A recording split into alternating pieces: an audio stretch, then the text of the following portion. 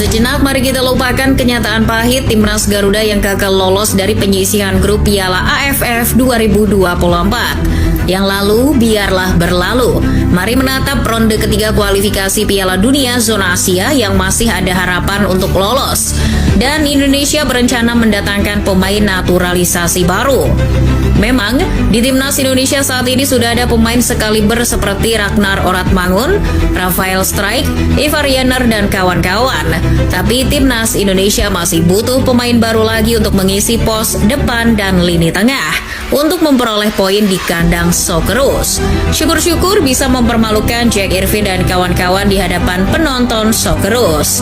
Sebelum mengulas satu persatu siapa sosoknya, mengalahkan Australia di laga lanjutan kualifikasi Piala Dunia ronde ketiga zona Asia hukumnya bukan sunnah lagi, tapi sudah wajib. Indonesia yang masih berada di klasemen 3 grup C masih rawan digoyang oleh Arab Saudi, Bahrain, dan Cina. Poinnya sama, hanya terpaut selisih gol saja.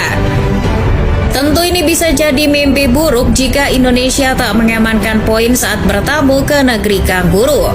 Maka untuk menghadapi laga berat tersebut, Indonesia tengah mempersiapkan semuanya dengan matang, termasuk mendatangkan pemain baru berkualitas Eropa. Salah satu di antara pemain yang dipersiapkan oleh PSSI itu adalah Jairo Riedewald.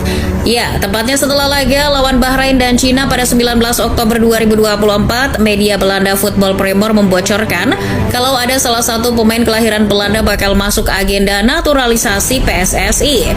Lewat penuturan pemimpin redaksi Football Premier, Jairo Riedewald kemungkinan bakal bergabung bersama Tom Haye dan kawan-kawan.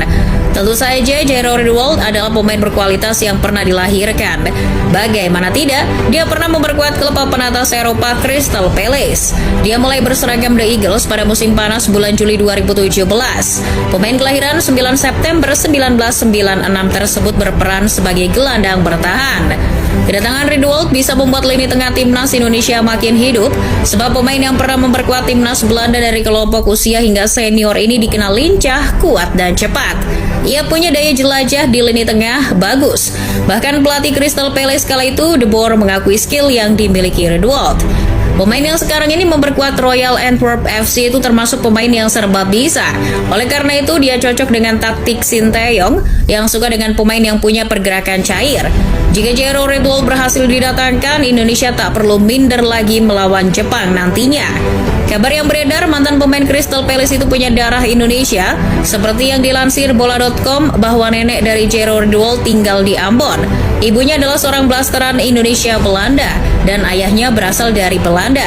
Secara garis keturunan memang memenuhi, hanya saja untuk menaturalisasi Jairo agak berat. Hal itu diakui sendiri oleh Exco PSSI Arya Sinulinga. Kalaupun ingin menaturalisasi mantan pemain Crystal Palace itu, selain sulit juga butuh waktu yang tidak sebentar, mengingat sang pemain pernah membela timnas senior Belanda.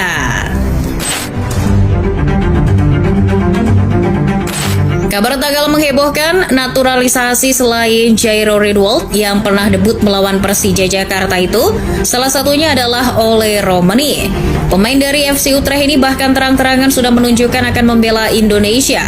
Pemain berusia 24 tahun itu sempat nonton langsung laga Indonesia menjamu Jepang pada 15 November 2024. Jejak kehadiran Bang Ole ke Stadion Utama Gelora Bung Karno bukan tanpa alasan atau cuma iseng-iseng saja, tapi rupanya pemain kelahiran tahun 2000 itu bakal menjadi bagian dari timnas Indonesia.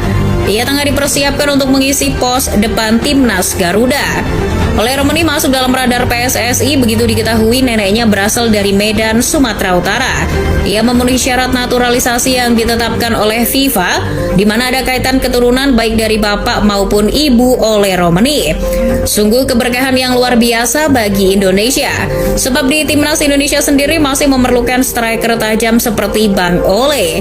Dia adalah sosok striker muda yang punya potensi bagus. Pemain FC Utrecht itu dikenal sebagai striker yang mematikan.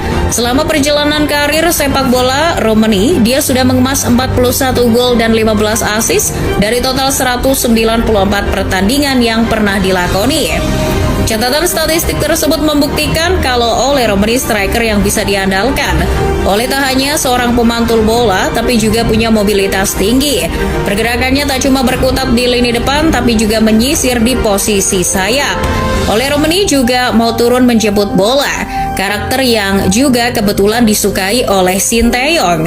Saat ini Ole Romeni memang jadi fokus PSSI. Arya Sinulinga mengatakan bahwa dokumennya hampir selesai, meski masih proses namun sudah mendekati final. Harapannya proses naturalisasi pemain FC Utrecht itu bisa selesai sebelum laga melawan Australia, sehingga bisa langsung debut di laga 20 Maret 2025 itu. Selain Ole Romeni, jelang menghadapi Australia, PSSI juga menyiapkan striker baru. Dia adalah Mauro Zistra. Namanya mungkin tidak asing, sebab pemain yang membela FC Volendam itu telah lama santer dikabarkan akan membela timnas Indonesia. Mauro sebagai striker termasuk pemain yang gacor. Buktinya, Mauro yang masih berusia 20 tahun itu mengantongi 9 gol dan 1 assist selama 19 pertandingan pada musim 2023-2024. Pencapaian itu menegaskan bahwa Mauro Zilstra adalah sosok pemain potensial yang cocok untuk membenahi lini depan timnas Indonesia yang sering membuang peluang bagus di kotak penalti lawan. Hal itu tak mengherankan bila di musim 2024-2025 Mauro tampil mengesankan bersama FC Volendam U21. Pemain yang lahir pada 9 November 2004 itu sudah berlaga sebanyak 9 kali. Dia sudah berhasil mengoleksi 6 gol dan 2 assist. Sayangnya tidak seperti Ole Romeni, proses naturalisasi Zilstra tak akan bisa selesai dalam waktu dekat sebab baru mulai tahap awal. Pihak PSSI kabarnya masih melihat-lihat dulu dokumennya apakah Zilstra bisa dinaturalisasi. Jadi PSSI tak bisa menjanjikan. Zilstra sendiri kabarnya memang memiliki darah Indonesia dari sang nenek. Kebetulan neneknya berasal dari Bandung. Maka secara status naturalisasi ia bisa menjadi kewarganegaraan Indonesia meski tinggal dan besar di Belanda. Kehadiran Jero Ridwold, Ole Romeni, dan Mauro Zilstra pasti akan sangat menguntungkan timnas Indonesia. Seandainya ketika pemain ini berhasil dinaturalisasi, Indonesia akan makin kuat, khususnya di lini tengah dan depan. Ketika timnas Indonesia kuat, maka potensi untuk menang pun meningkat. Mari kita berdoa agar proses naturalisasi pemain abroad lancar-lancar saja, sehingga sisa laga di kualifikasi Piala Dunia ronde ketiga zona Asia, Indonesia meraih kemenangan demi kemenangan.